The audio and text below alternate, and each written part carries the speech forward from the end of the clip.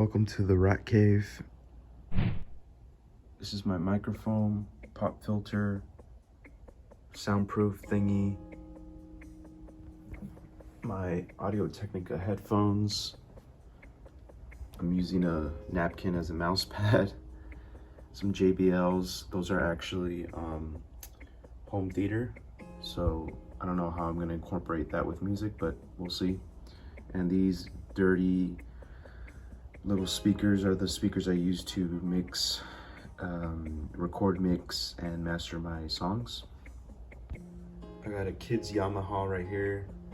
I got a $100 keyboard Casio keyboard that I just bought at Instrumental Music Store, it's called, in town. And it was kind of a random purchase. Well, not really. My goal was to learn how to play piano, and I never learned. I just play it.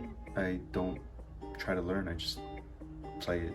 I just do it. I don't know how to explain that. These are my this is my current pedal collection. This is my bass. Funny story about this bass is I went on a date. Not on a date, what am I saying? I met up with a girl at in front of a Starbucks, and she was gonna give me this bass because I saw it in one of her Instagram posts. And I asked her if she played it, and then we got to talking, and then I ended up wanting to borrow it, so she let me borrow it. And she told me it was her dad gave it to her. Yeah, she ghosted me soon after that. So I have a bass now. This is my beautiful, simple little classical guitar that I got in 2017, I want to say. My parents got it for me at a Goodwill. I saw it, I loved it, I wanted it. We went home, and I just went in my room, and then my parents said, "We're gonna leave, we'll be back." And then when they came back with this guitar, and I'm gonna keep this guitar forever. In there is my vinyl collection. I'll probably do a video, separate thing on that later. This Audio-Technica dynamic microphone is actually literally broken. Like, it'll the sound quality is not good. It's very I guess the word that came to my head, I don't know if it's the right word to use, but it's very botchy, and it goes in and out of signal. But I kind of like that, and I use that as an aesthetic and creative choice for a certain project that I made a few years ago now, and I just wish I could have compressed the vocal a little bit more and raised the gain on it, because it was a little bit too quiet and muffled, but whatever, I don't know what I'm doing anyways. And last but not least, here we have some CD blanks. I'm trying to see if I can find the one where I labeled it. I'm not sure where I left it, but I'm pretty sure it's probably in my trailer. But I labeled one of them "She's Not Dreaming," or no, "She's Not Delusional, She's Just Manifesting," and that was gonna be like a mixtape series. But I ended up not going for that idea, because it just it didn't feel forced, but it felt not true to me. It felt too much like a foreign, it felt like,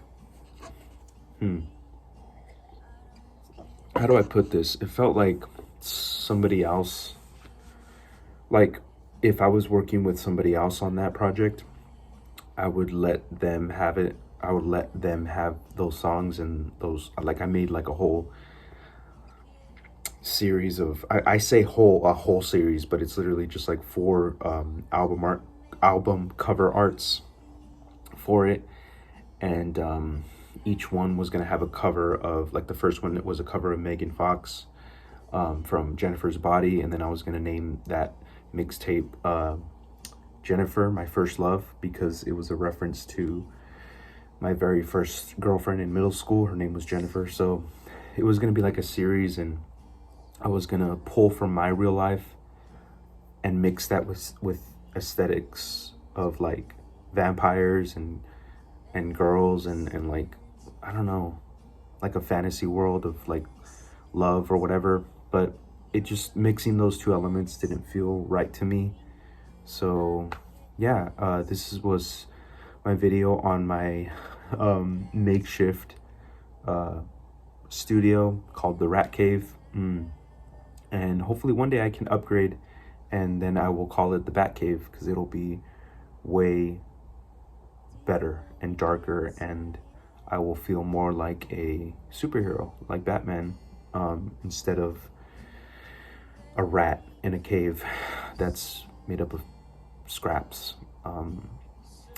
But interestingly enough, or funny enough, or actually, I just thought of the quote from the Iron Man movie, the very first Iron Man movie, when he's like, Tony Stark made this in a cave with a box of scraps.